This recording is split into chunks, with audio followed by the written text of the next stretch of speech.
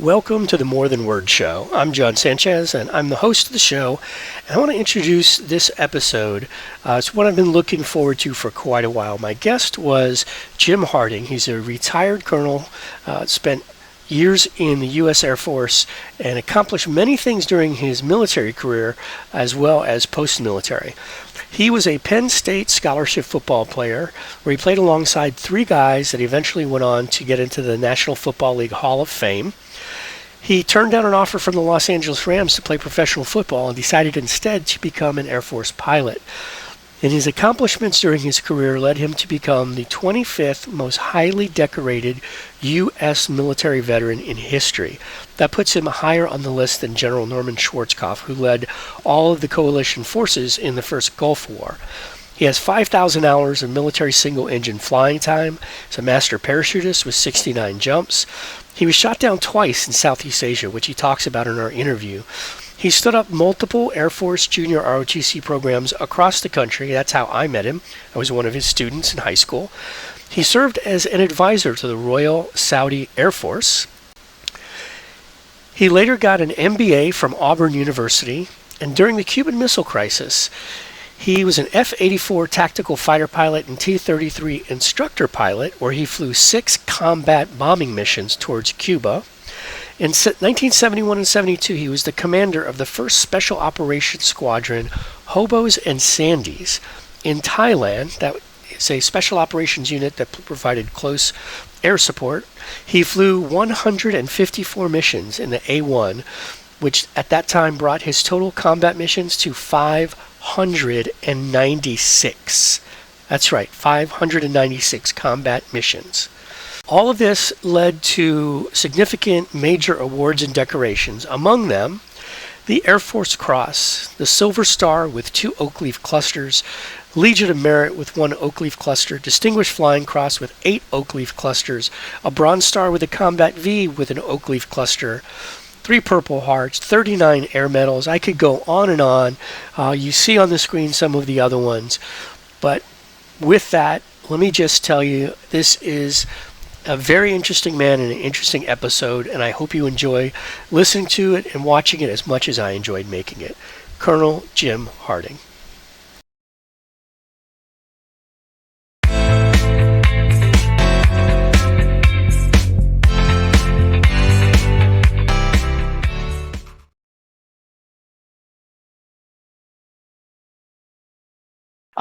I wanted to start out, if it's okay with you, with a question that I actually stole this from another podcast that I listened to, and I thought it was a great question to kind of get at something that sort of could take us wherever you wanted to go with it. And the question simply is, tell me about if you and I were friends in high school. Obviously, you were my instructor in high school, but let's assume we were friends in high school. We were in the same grade. Who were you in high school? Now, I know you were into athletics, but if you had to describe to other people who you were in high school, who was Jim Harding in high school? Well, first of all, I was a farm boy. And I grew up in a one-room school. First 8 grades were all in one room in the country. And then when I went to high school, I was obviously a pretty good-sized guy. So I played football, basketball, and baseball. And I was on the Honor Society. I was headed to the yearbook. I was in the choir, sang with the choir, the quartet. We had a quartet, had an ensemble and a choir. So I did pretty much all the things that a normal high school kid does. We were probably more away from the rest of the kids than most because I had milk cows every morning, every night. So I would get up around 4:30 or 5 o'clock to milk cows in the morning, and I had to get back home again and do the same thing in the evening. So it was really difficult to sandwich in our athletics and choir and all these other things with doing that. We all went to the same whole family went to the same church, and I sang in the choir in the church. So I was pretty much a normal kid in high school. which really surprised me when I got an offer from Penn State to go play football there. Because I didn't think that they even knew Brookville was there. So I'm going to take a wild guess that back then it was as big a deal as it is today to be recruited by Penn State. It was fantastic. It was the only one that I know of that ever got recruited for a major college from Brookville. One other classmate of mine from then went to the where did he go? He went to play Maryland. Went to play University of Maryland, but he got hurt the first year and couldn't play. And what position did you play? I was a tackle. In those days, Offensive? Both. In those days, you played everything. The only two people that were taken out at the change of the ball would be the quarterback and our running back, Lenny Moore, our running back. Wow. And so you played for the late great Joe Paterno, is that right? That's correct. In fact, he and Rip Engel came to our house my senior year to ask me to come play at Penn State. That must have been an interesting recruiting visit. It was very interesting because our house was, let's put it this way, it wasn't modern. We had an old couch that had been broken several times. Had one corner had been sitting up on bricks. And when Joe Paterno and Rip Engel sat down on the couch, the bricks fell out. So the couch fell down on the floor. That was an interesting thing. My mother almost had a heart attack when that happened. Excuse me. So I'm just imagine if I was in your position, I would have been somewhat intimidated by someone who's as sort of larger than life as Joe Paterno was.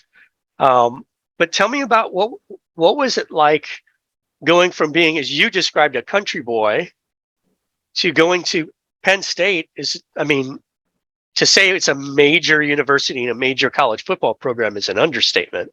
What was that transition like? Well, it was kind of different because we actually practiced in high school. We practiced on a field right outside the high school, which was shale. I don't really know what shale is, but it's rocks. And so we were always banged up. In those days, we had canvas pants and leather helmets. I know you don't believe that, but that's what we had. I believe it. And so we were always pretty beaten up after practice, but we played our games down at the fairground, and that was also a cow pasture. So before the game, somebody would have to go out and make sure the field was cleaned off So going to Penn State, where everything was pristine, so to speak, every day they groomed the field, and even though we didn't play on the main gridiron at Penn State at first, in fact, we played right up beside the gymnasium in a smaller field because we weren't as big at that point. It still was a great step. And the strange thing about it is I probably weighed in high school, I weighed around 230 or something like that. And at what height? How tall were you? I was 6'2.5" at that point. Okay, so that's pretty good size, but not gigantic for that height. In those days, I was the second biggest guy on the team. The only guy bigger was Rosie Greer, who was. Oh, wow. He weighed about 230, and of course, he went well over 300 later in pro ball. Yeah, I have to remember when we're talking about here, the 300-pound lineman days weren't until like the 1980s, right? That's correct. Like I said, I was the second biggest guy on the team. Now, while my freshman year, one of the things they asked me to do is to get a little bit more mobile, because as a farm boy, muscular, but not very lithe, so to speak. So I would run 4 or 5 miles every night while I was in the summertime between my freshman and sophomore year.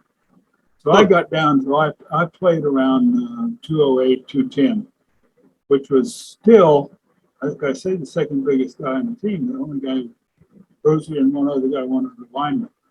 But in those days, we played both ways. You just played the whole game, period. You didn't come out for anything. Because I also kicked extra points and kicked off. So I was out there on almost every play of the game. So for whoever's watching or listening, for some context, Rosie Greer, did he end up in the Hall of Fame? Oh, yes. In the NFL Hall of Fame?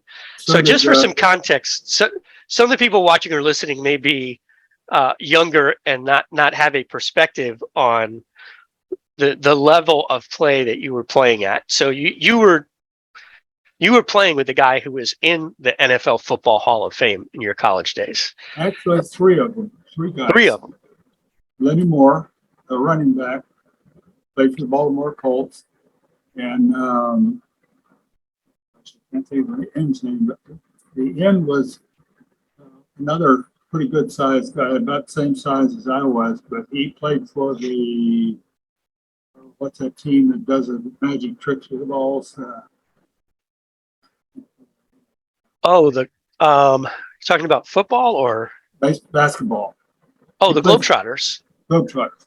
He played for Globetrotters. Globetrotters, and he did play professional football as well. So okay, yeah, gotcha. We had some pretty good players on the team at the time. So what kept you from just staying on that route? I mean, if you're playing at Penn State, all eyes are on you pretty much all the time in terms of recruiting. Was there something that led you to the military instead of becoming a professional athlete? I had three choices when I graduated. Because of my work with different large farms while I was in college, in the summertime, I would work at different farms. I had an opportunity to go with International Harvester as a field representative for them. The second choice was to play with the Los Angeles Rams. Of course, the third choice was to go into the Air Force. Now, remember that I had never seen an airplane when I was in high school and hadn't seen one in college until my junior year when we went to summer camp, and the first airplane I saw was a C-47. So you've got to remember that I really came from the boondocks to go into the Air Force. I'm laughing because I just find it so ironic, and we'll get to some of the highlights of your Air Force career. But when people hear about your Air Force career, it seems almost comical that you started down that path having never even seen an airplane. It reminds me of some of the guys I've heard who are retired Navy SEALs who didn't know how to swim when they entered BUD/S, which is kind of crazy to think about. Yeah, exactly. So were you in the ROTC program as well at Penn State? Well, what happened is at that point, if we didn't take ROTC, we were eligible for the draft. Ah, okay. So everybody in the freshman and sophomore year essentially took ROTC. We had a big ROTC program at Penn State. We had over 2,500 Air Force ROTC cadets. Oh, wow. That is pretty big. So we were organized in two wings. So each wing had its own set of officers, and the officers were the juniors and seniors in the ROTC program. So when it came time to go from my sophomore year to my junior year, I had to make the choice at that point. I would have been actually put on the draft as pretty much as 1A, and I'm not accepted going into the senior ROTC program. So the ROTC program at that point, like I say, was run by the juniors and seniors. We obviously had permanent party there, but we were all junior, seniors were the officers. We essentially ran the corps, did the marching and all that kind of stuff. Just to give an example, when we marched once a week. We would be 24 across. In other words, the front of the formation, it was marching was 24 across. That's Wow. really unwieldy. Yeah. So my junior year, I came up with a plan. I said, well, I think we need to organize a little bit better. Instead of having two separate wings, why don't we put both wings in one group, call it a group, and have a commander for the group and then commanders for each of the two wings, the freshman and sophomore wings. They thought that was a pretty good idea. When we got back to Penn State, they said, okay, since it's your idea, we're going to make you the group commander. So that started off my career of being in charge of something, even though it was only a bunch of cadets. Everything starts somewhere, right? That starts exactly. Yeah. Interesting. So, wow, that must have been a difficult decision. I mean, International Harvester, I imagine back then they were maybe a bigger company in terms of just in looking at it career wise. Well, they had more of a share of the farm machinery market at that point.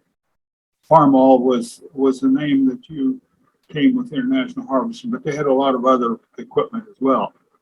Since that time, John Deere has kind of taken over at the top. But yes, that was a huge decision because I had a starting salary that at that point was probably about as good as you could get.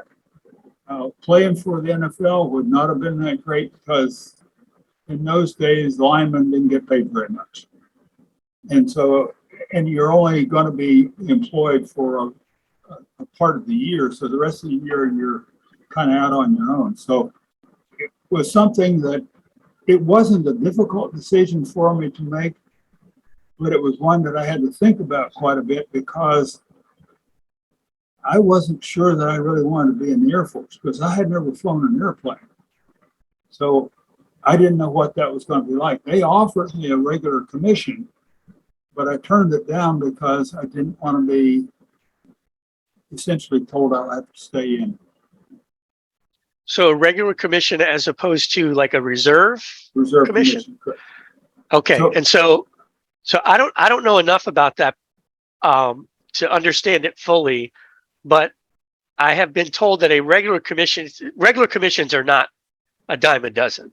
No, you have to be qualified for it. Yeah. What it amounts to. Yeah, I don't think civilian. And again, I grew up an Army brat, but I never served. But I've been around enough folks to know that a regular commission as an officer, a lot of people hear someone was an officer, and a lot of them were reservists. Not that there's anything wrong with that, but it's kind of a next step to actually get a regular commission. If someone is going to be reduced from the military, it's going to be somebody that has a reserve commission. In other words, the Gotcha. last people to be reduced in force, taken out, would be the people who have reserve commissions. Okay, that makes sense. Makes total sense. So you go into the Air Force, and did you have some type of a path already predetermined? Did you have a contract that said you're going to get this MOS and you're going to go to flight school, or Yes. were you did? Yes. Okay. When you go in, based on your academics in college and based on your ability as far as your physical attributes are concerned, that determines where you're going to go. So I went straight to pilot training. Now, I didn't go straight out of college. I felt like I needed a little bit of time, so I spent the summer working out in Idaho in the forest, up in the forest, which got me in really good shape because we were maintaining fire trails all over the forest out there in Idaho, up around 8,000 feet. So we're climbing poles with spurs. I don't know whether you've ever seen that done, but you see people climbing telephone poles with spurs. They don't do it much anymore, but that takes some really leg power, which is one of those things that I had because of all the sports I've been involved in. So you did that before you went to pilot training. So when you eventually started pilot training, Tell me a little bit about what that's like. I imagine there's some kind of a progression, and I'm curious at what point do you get to the point where either you get to have some say in or you get assigned what particular type of aircraft you're going to be flying? There is, and that starts with your training. As soon as you go into training, you have academics. You have to learn everything about flying, the weather, how to talk with other people, communications, all that kind of stuff, and actually flying the aircraft itself. And of course, you have a grade. Everybody has a grade. So you've got a certain group of people. I happen to go to basic pilot training out at Marana Air Base in Tucson, Arizona. So, and the reason I went out there is because I've been close to home all my life. And I wanted to get away from home a little bit. So that was as far away from Pennsylvania as I could get. It was where they had a pilot training base. So anyhow, we went to pilot training there, and then from there you went to basic pilot training.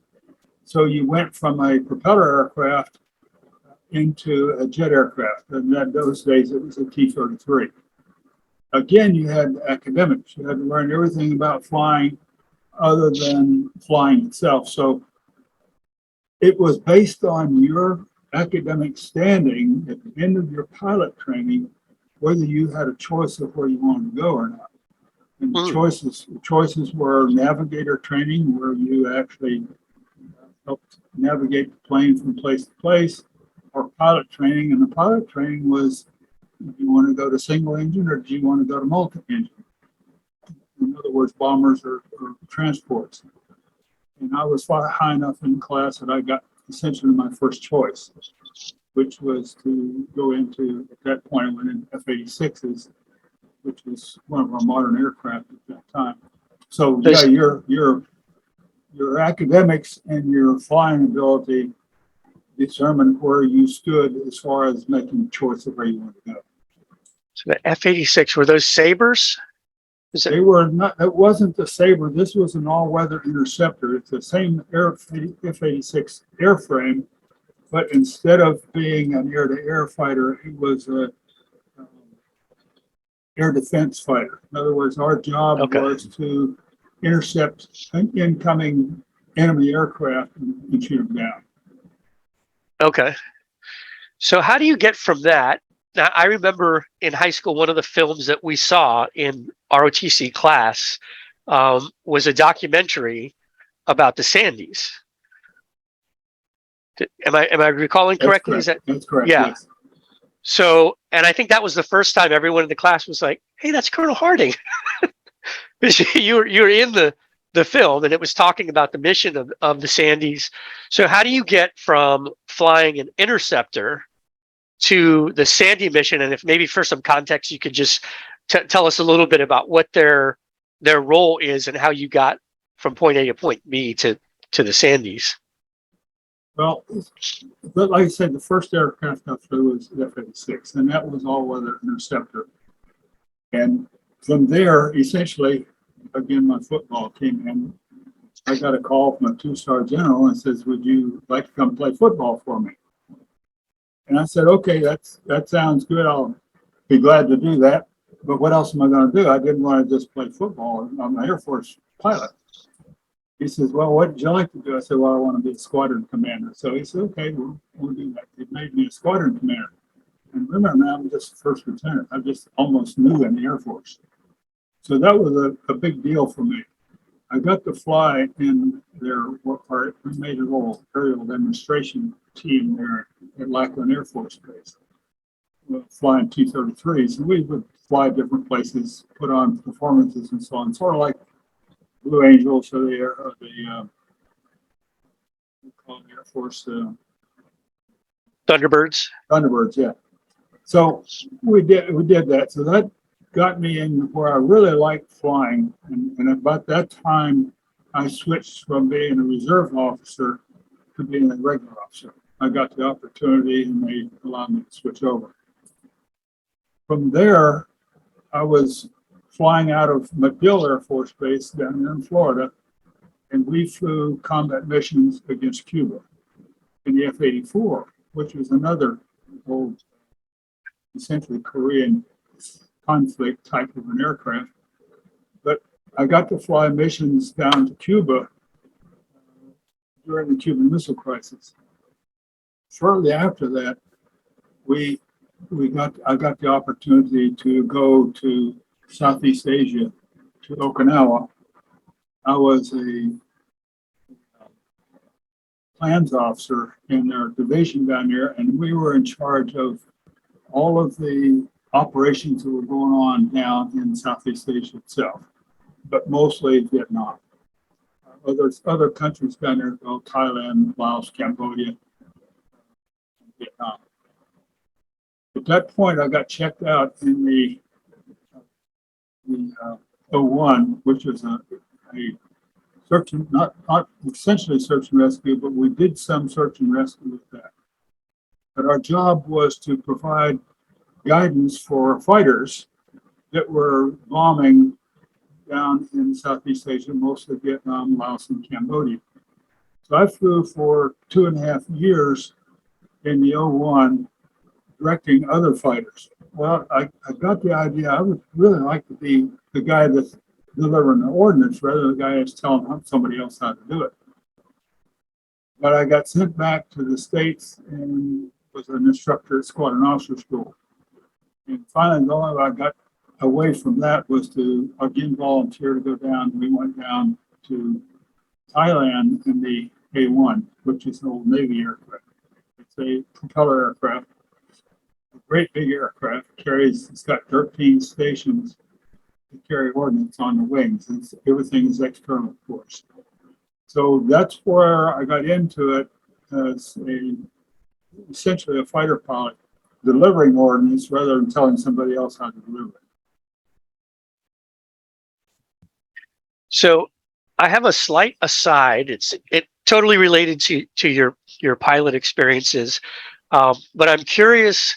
As a pilot, I'm assuming that one of the checks in the box that every pilot has to get is, I don't know what they called it. Was it called SEER school back then? The Survival, Escape, Resistance, and Evasion School?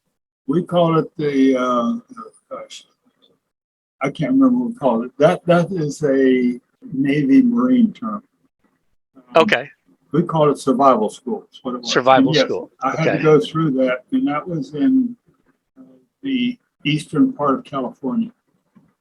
Okay. In mountains. Any good stories you want to share from survival school? Well, survival school was really kind of strange because the first thing we did was go through a lot of, again, academics. Everything is academics.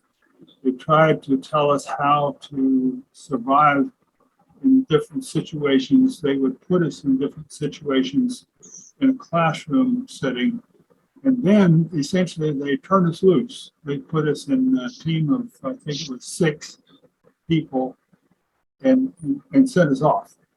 I think we had a rep, and everything else we had to kind of get on our own. So we found some snakes. We were able to cook those up. We found some wild onions. We had those, and then we had to get from point A to point B. We had maps and we had compass. But the guy that was with me and I decided, well, the quickest way to get there is a straight line.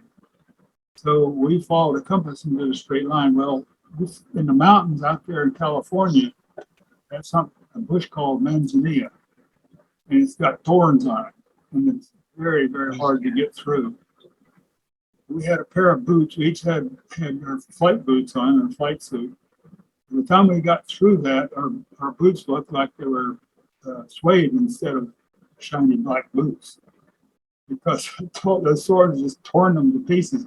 But we got there and we were the first ones back into the camp. The other thing that was kind of interesting about it is that they put us all in a little box, a metal box. And it was too small for us. So you had to fold yourself up and get into that box, and they had to stay in it all day long out in the sun. And then we had interrogation. In interrogation, they would sit us on a stool, and the only thing that had a light on was me. and everybody else was in the dark. So every once in a while, they would kick the stool out from under you, or they would do this or do that. In other words, they were trying to show you what it would be like if you were actually captured and you had to go through interrogation. Very, very realistic. I later went back by the camp, and I saw that it was not nearly as big as I thought it was. I thought it was huge, but it was really a very small place. But because you were blindfolded all the time, you didn't know how big it was. And you weren't allowed to take your blindfold off. And if they caught you doing that, you'd get some kind of punishment. They did the water torture where they laid you on the ground and squirted water up your nose and thought you were drowning. And it was essentially about as realistic as you could get. That was the first survival school. Then we went to another one where it was water survival when they threw you out on a raft, a one-man raft, two of you tied together, and you had to survive. This was off the coast of Virginia, Langley Air Force Base, and there you had to essentially survive for a day before you were allowed to come back in. What just happened was a hurricane right off the coast at that time, so it was really, really a lot of big swells. And then finally, the third survival school we went to was Jungle Survival School, and that was in the Philippines, where they would essentially put us out, and you had to evade capture for as long as you could. And of course, the people that they had hunting for us were what they call the Negritos. They were a native of the Philippines, and they had almost like a dog, a nose like a hunting dog. They would find you by your smell. No matter what you did, they could find you. That turned out, those survival schools turned out to be so good for us because we had so many folks get shot down over there. That ability to survive after being shot down, even when I was shot down, I didn't have to go through some of the things they did, but those things that they taught us in survival school helped us to survive and kept a lot of us from getting captured after we'd gotten shot down. In fact, some of the people I rescued quoted the fact that they had done so-and-so at survival school, which helped them to know what to do in a survival situation. So you mentioned when you were shot down, how many times did you get shot down? Was it just once or was it multiple times? No, I got shot down twice. Once was in a helicopter. Okay. I wasn't the pilot. I was just in a helicopter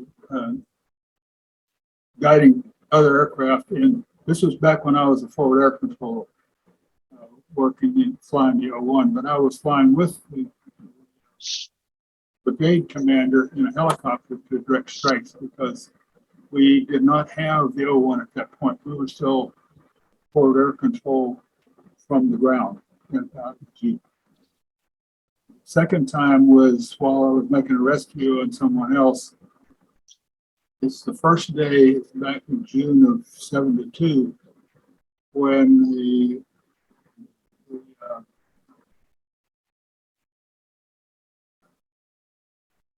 Russians first brought the surface-to-air missile over to Vietnam. The group was down there on the ground. I was shot down.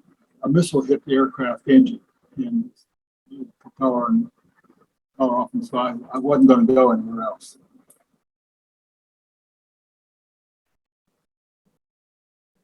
So you got shot down. Go ahead. I know there's more to that story. Well, the first time we were in the jungle, and of course it was the brigade commander who was the brigadier general. And it didn't take very long till another helicopter came out and landed. Of course, you got to remember, I was very new to combat on the ground. Matter of fact, this first time I actually been doing combat on the ground at that point. And they brought another helicopter out, and these guys dropped down and they surrounded us and helped us. And of course, they later brought another helicopter and picked us up, took us out. But I went from being a fighter pilot to being an infantryman real quick. So you got involved in ground fighting, in firefights. Oh yes. We had to essentially had to find a way out of it. We had help. We had these other guys come in to help us. So the second time I was making a rescue of somebody was up near the demilitarized zone, which is a dividing line between South Vietnam and North Vietnam. We were probably maybe 10 or 12 miles from there. So when we got shot down, the first thing that I did on the ground was, as I'm coming down in parachute, I'm getting shot at by the guys on the ground, which is against the Geneva Convention, but that doesn't make any difference to those guys. Yeah, so, they weren't big fans of it, I guess. They didn't like it. So when I got on the ground, the first thing I had to do is I briefed my wingman because we already had 2 other people shot down attempting to make this same rescue. Because the guys who were on the ground, one of them was a forward air controller, another forward air controller. At that time, I was flying A1. He was flying O2. He was attempting to rescue them, and he got shot down. He was on the ground with them. We had a couple of Army advisors, U.S. Army advisors, and a couple of Vietnamese Army advisors, all officers. So when he tried to organize a rescue, he got shot down. So then I sent 2 guys in. One of them got shot down. He had to bail out. So I sent 2 more guys in. He got shot down. One of them got shot down, and he had to bail out. So we waited till essentially the next morning to go over. And we always thought that it was a surface air missile from up across the DMZ, which was several miles away. But we had not ever encountered this shoulder-fired surface air missile. It was something that was absolutely new to us in South Vietnam. Well, when we got there, we circled the area for a little bit, and we were just getting ready to bring the helicopters in when I saw a flash of light and my cowling and the propeller was going off the airplane. So as I'm coming down, they're shooting at me. And when I got on the ground, I was a little irritated about getting shot at. So I started taking my pistol, and I started eliminating the guys that were shooting at me by sneaking up on them. So these are guys that are shooting at you with small arms fire. Yeah, they're shooting with rifles, and I had my pistol. But I also knew how to hunt wild game, having hunted deer when I was a child, big child, let's put it that way. Anyhow, I was finally able to get one of them, and then I got his rifle, and I was able to get a couple more of them. And at that point, the helicopter came in. Of course, they weren't everybody shooting at them. They were able to come in and pick me up. And my wingman, by the way, shortly after I got shot down, the last thing I told him before we took off that morning, I says, now, if I get shot down, you get out over the water, which was close by, Gulf of Tonkin, and get me rescued. Well, he didn't do that, and of course, he got shot down too. So after he picked me up, we went over, I knew where he was, went over, we got him, and he dropped us off.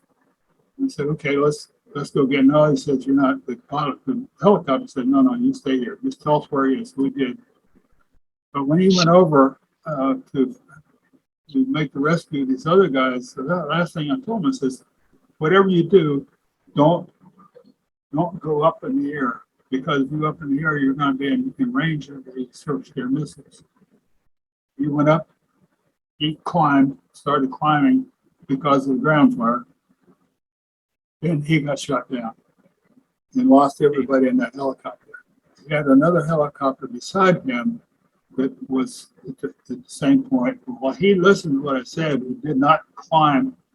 And although he got hit, he was not shot down. He was hit. By the way, they had both already picked up the people we were trying to rescue. So not only did the helicopter get shot down, but the guys he picked up, they got killed through it in the crash. The other guy was able to essentially auto-rotate. He's lost his engine, but in a helicopter, you'll still get a little bit of rotation and you can glide down to the ground.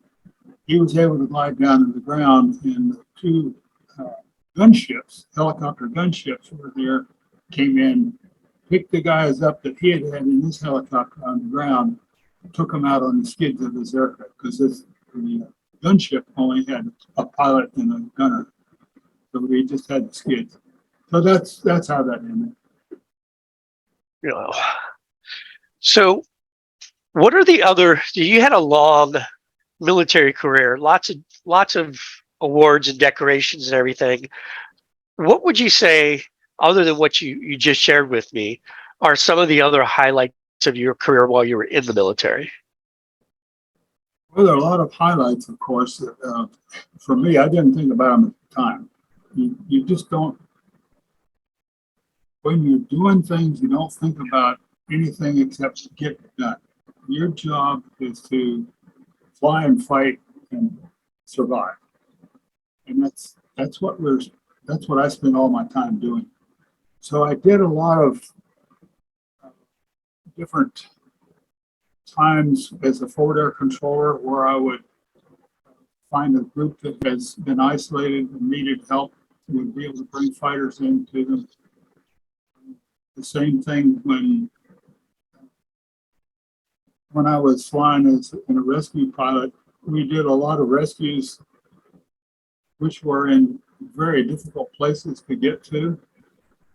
And it's one of those things that's your job. So you do it, and you do it the best you can.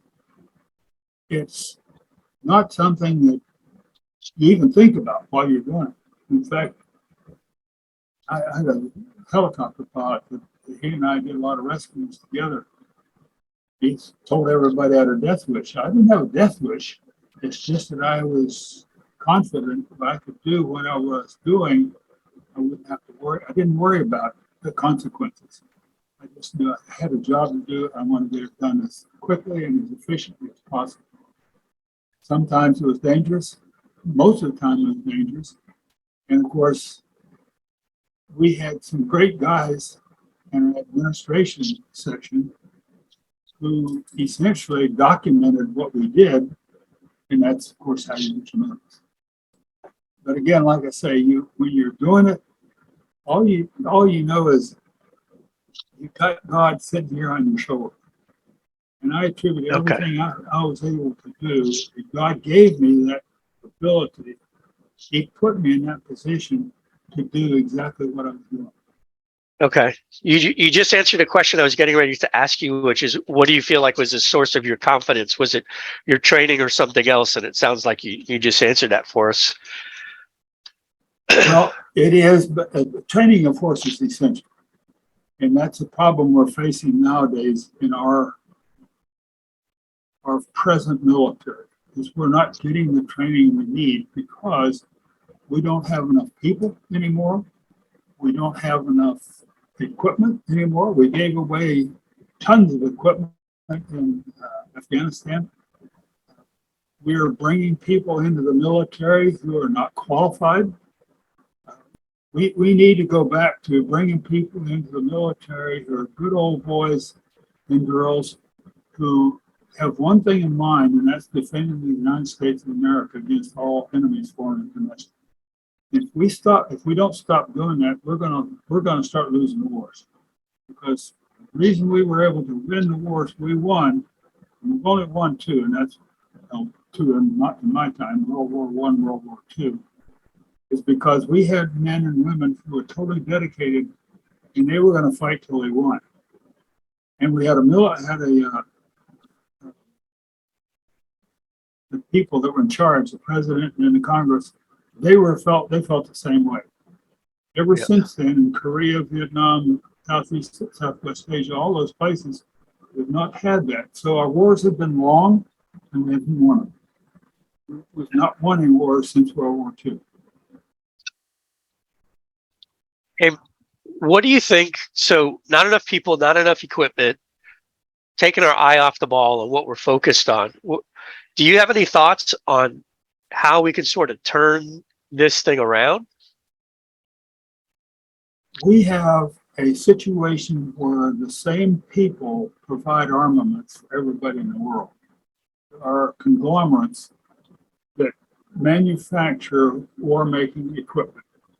That make a difference whether it's gases, whether it's guns, whether it's trucks or whatever it is, especially even in World War II, the same people were manufacturing equipment for the Japanese and the Germans, the Italians, as they were for the United States. And it's even worse in the Cold War, where the same people were manufacturing equipment for the Russians and Chinese. And so they're interested in one thing, and that's making a huge profit.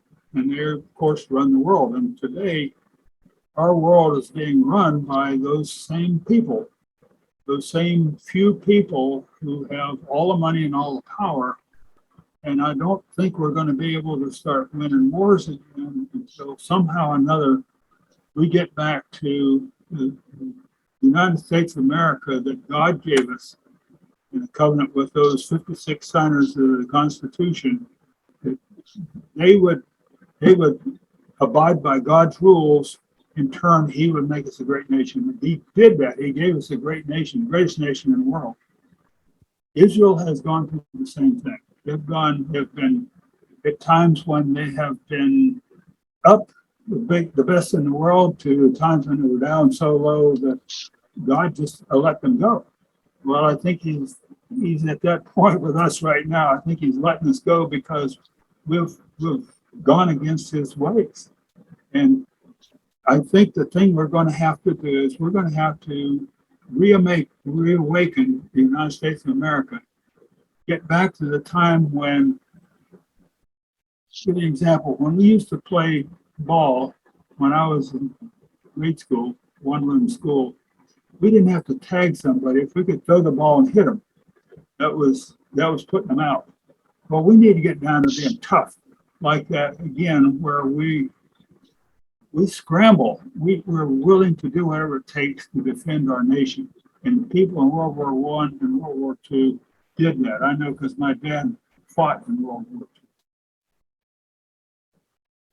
Do you think there's, and we talked about this a little bit in our previous conversation, but there's a wave of military veterans that are running for public office, all the way from local level offices, all the way up to the Senate, the Congress, at the federal level, and we may see some veterans that run for president in the next election. Do you think that may be a big part of helping this turn around? If they can persevere, because right now we have people in our Congress who don't believe that we're fighting against an enemy that's foreign and domestic. They feel that the enemy is some nebulous thing out there in the heaven, in the Netherlands. It's not. We're going to have a strong leader, which we had in President Trump, but we're also going to have, as you say, strong people in our government, in the House, in our Senate, and especially in our Supreme Court. It's so essential that they understand our Constitution. They understand what it takes to make a country great, and it's not letting everybody do whatever they want to do. There has to be rules, and those rules have to be followed. But it's not only the rules, man's rules, but God's rules as well. He gave us 10. 10's not very many rules to follow, but if we just followed those, we wouldn't have to worry about the rules that man has made for us. So I think, yes, the way we're going to get it back, I think getting people who have military experience, especially if they've been in combat someplace. It helps even if they've just been in the military. But if they've been in combat and had to fight, and of course now we've got 20-some years of combat behind us, so we've got those people available. And they've seen what war is like. They've seen what the enemy can be like. But what they haven't seen is what the enemy is like right here at home. And Yeah. that's what you're going to have to realize. I wonder if, as a country, we have to hit that proverbial bottom, like they talk about, like with an alcoholic or drug addict, that they've got to hit bottom and wake up themselves. No one else can do it for them. And I almost feel like that sort of as a collective, it feels to me like we're pretty close to that with all the school shootings and all the violence that we see. It just feels to me like there's a vocal minority that seems like a majority because it's the majority of what we see in the media, but I don't think it's the majority of the populace.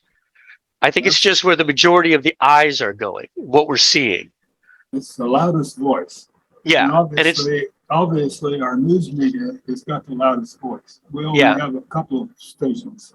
But this is where I feel like I have a little bit of optimism in that mediums like this, the podcasts, are starting to take attention away from those mainstream companies that are controlled by a small number of groups and elites, where you have podcasters that have, some of these top podcasts have more viewers on a regular basis than the major networks. And they're having these other voices on, a lot of military veterans who are talking just like you're talking about, what's on their heart and what's on their mind, that is not what's out there in the mainstream media, all the woke stuff where it's just about political correctness, but actually saying, hey, you may disagree with me. This may not be something you're comfortable with, but this is what I believe in. And I think there are more and more people that are speaking their mind in those forums like this, like we're having right here, these conversations that are starting to get more eyes on them, where people are starting to realize, oh, that's all this stuff we're seeing in the mainstream media. It's not necessarily the truth, and it's certainly not the only way to view these different things that they're talking about. Well, if you look at it, I think there are 6 corporations that control all the media: ABC, NBC, CBS, all of them, except for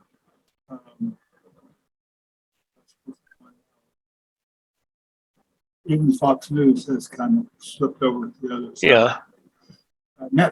Newsmax. Newsmax.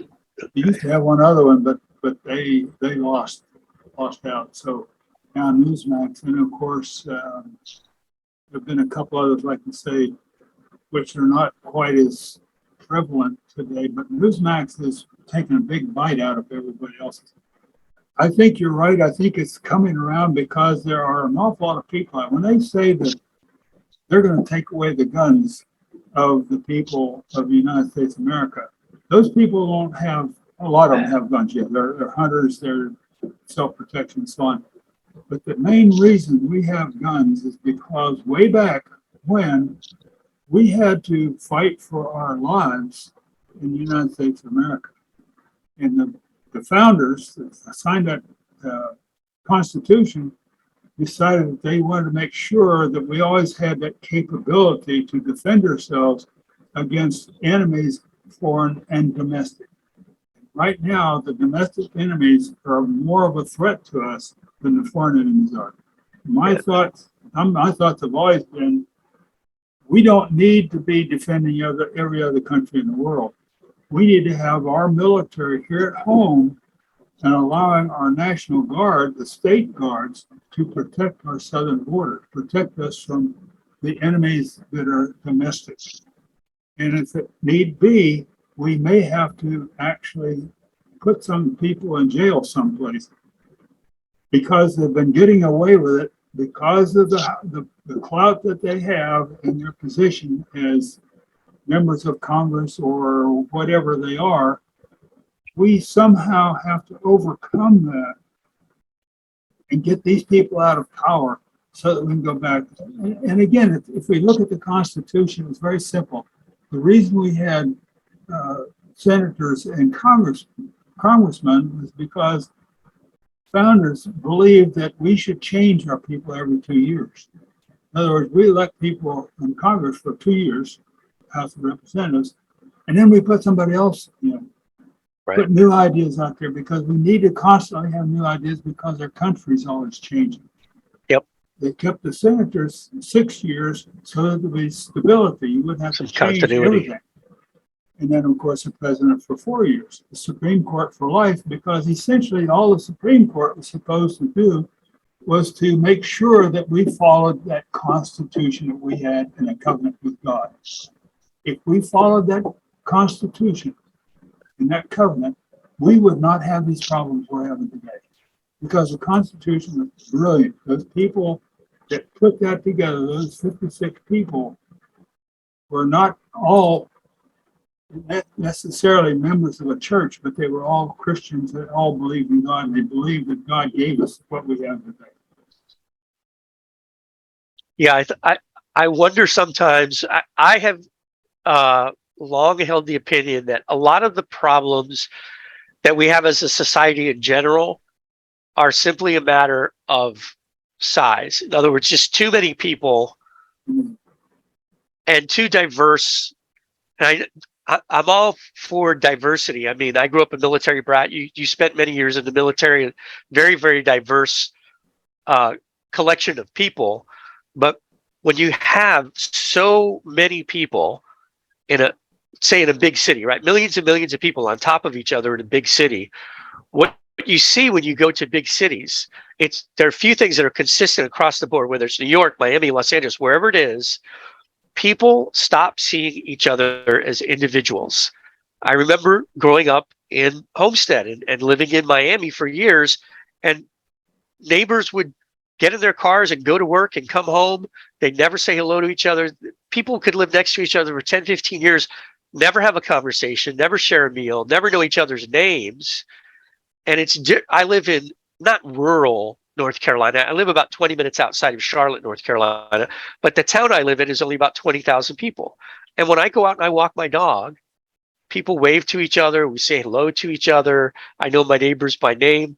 But the closer you get to bigger cities where there's more people in tight spaces, we start to lose those connections as people, and it starts to become a little bit like an us and a them type of thinking. People get like in their own little cocoons of going to work, and I have to do these things for me and for mine, and everyone else is kind of them. And I could be totally off the mark on this. It's just my own sort of things that I don't think you are, because that's the way we live right now. We have a farm. It's a small farm, 132 acres. It's mostly trees. That's what raises trees. But we have neighbors that we don't see any of our neighbors from our home because we put our house right in the middle of that 132 acres. But we've got neighbors that are the same as we are. And we're good neighbors. We have get-togethers all the time. We talk to each other all the time, but we're not stacked on top of each other. Yeah. Our town is about the same size as you're talking about, our little town that we live in here. So we are pretty much independent. And that's the way I grew up when I was in Pennsylvania. That's the way I grew up.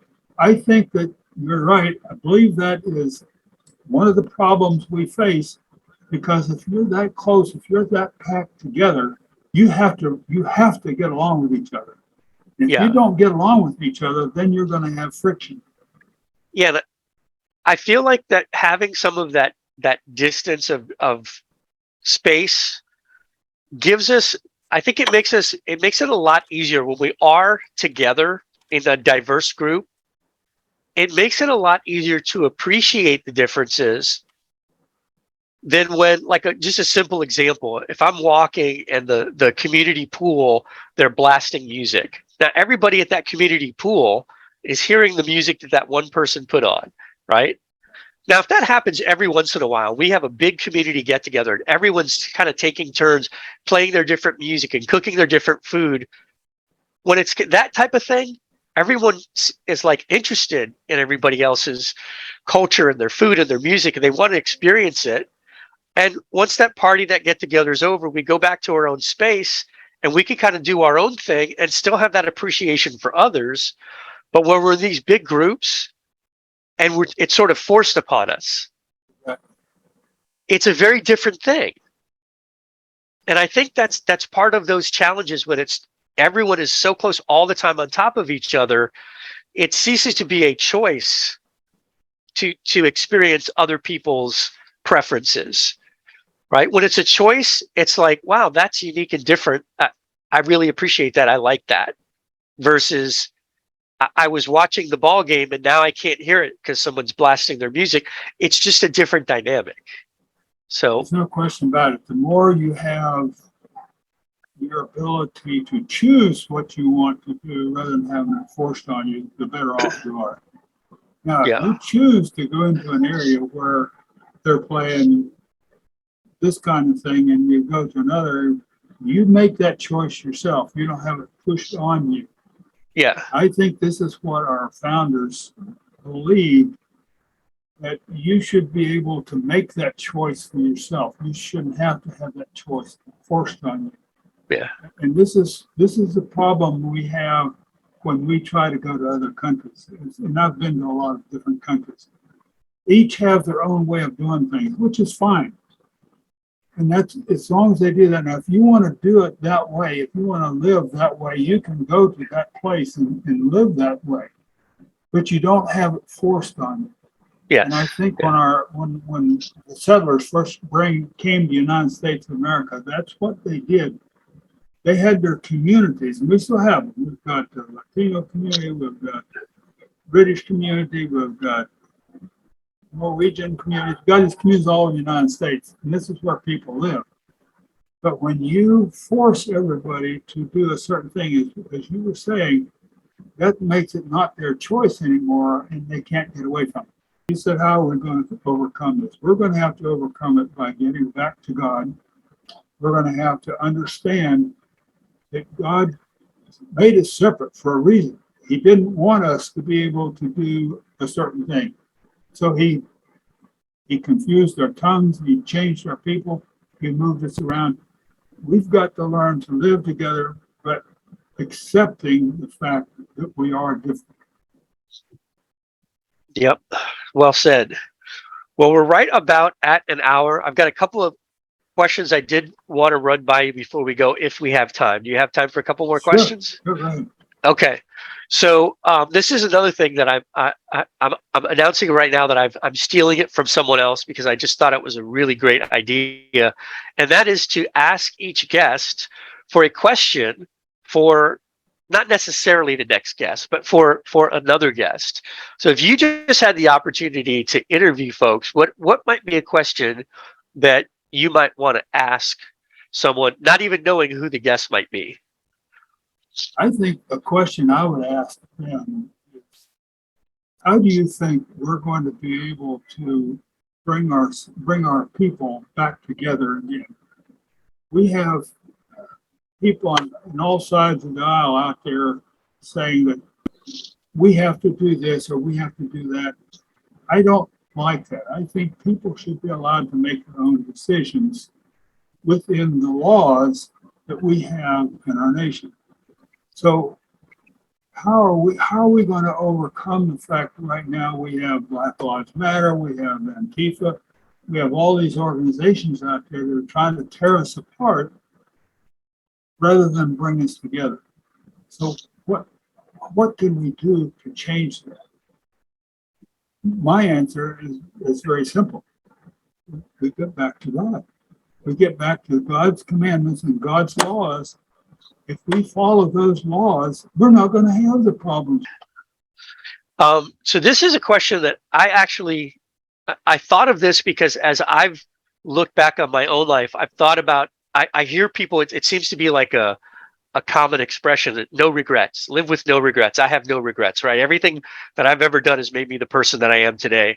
And I thought about that in reflecting on my own life. And I feel like I don't agree with that for me personally. I'm not saying that somebody else is not fine to say that for themselves. But I look back and I think about lots of things that if I had a do-over, I would do differently. Is there anything that stands out to you in your life that you think, if I had a do-over, I would have done this differently? I would have tried to come to God a lot quicker. I mean, I obviously I went. We all went to church every Sunday. that was a given. That's what we did. And I lived that way in my life almost my whole life. But I still think there is a place in our lives where we need to be able to say, okay, God gave us a set of rules, real simple rules. And they're much easier to follow than the rules that we make as a society. A lot easier to follow.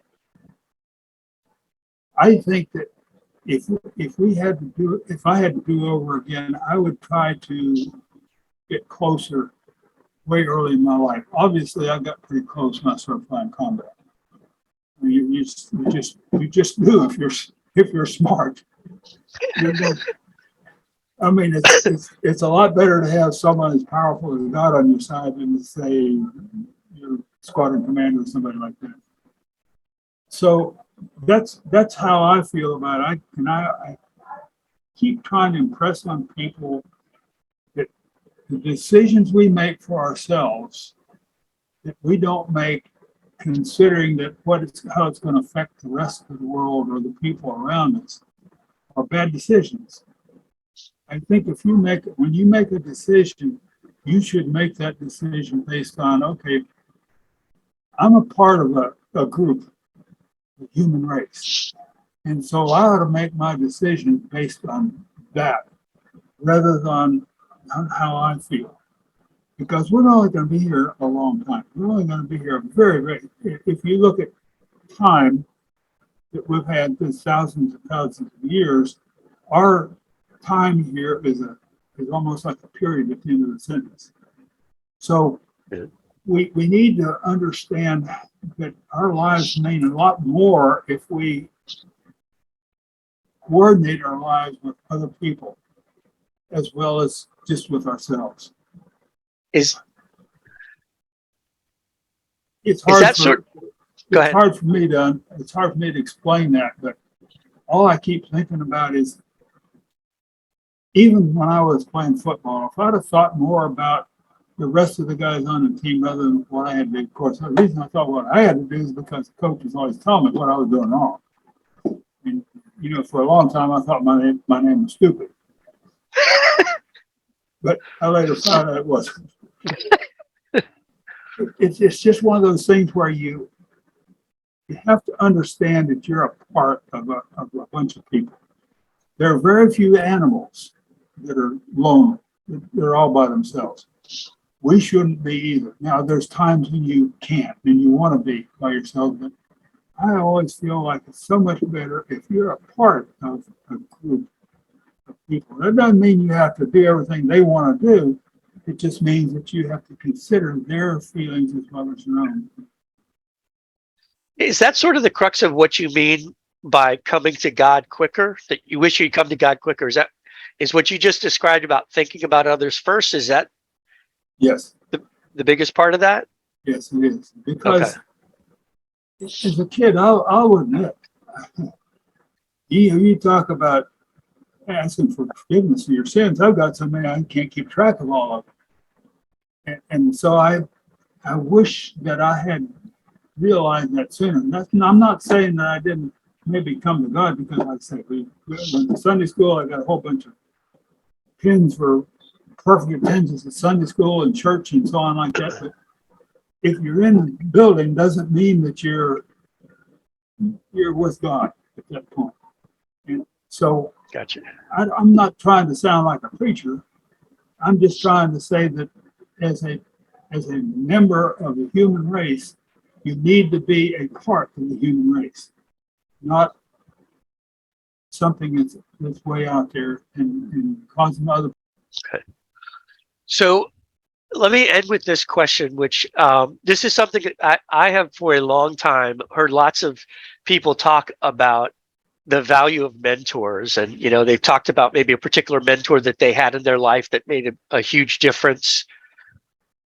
Who is someone that throughout your life, it could be at any point in your life, whether it was a short time, a long time, it doesn't matter whether it's professional, personal, whatever it is, but who is someone that has sort of served that role of mentor in your life that stands out to you? Well, the ones that stand out the most are my mom and dad. I mean, mom kept track of what I did wrong, and dad did the punishment. He, he, he wielded the stick or the paddle or the belt or whatever.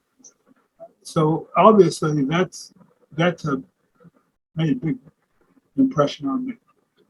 But also, I think the coaches, and of course, Joe Paterno was one that I stayed in touch with him until he passed.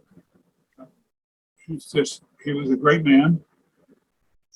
And then there are people that I've been with in the military. These people stand out not so much because they changed my life, but they made me realize that I, as a person, could do more than I thought I could do. And I've always I taught high school at USAF for 14 years. And I always try to get across to cadets that you can do whatever you want to do if you're willing to put the effort to do it.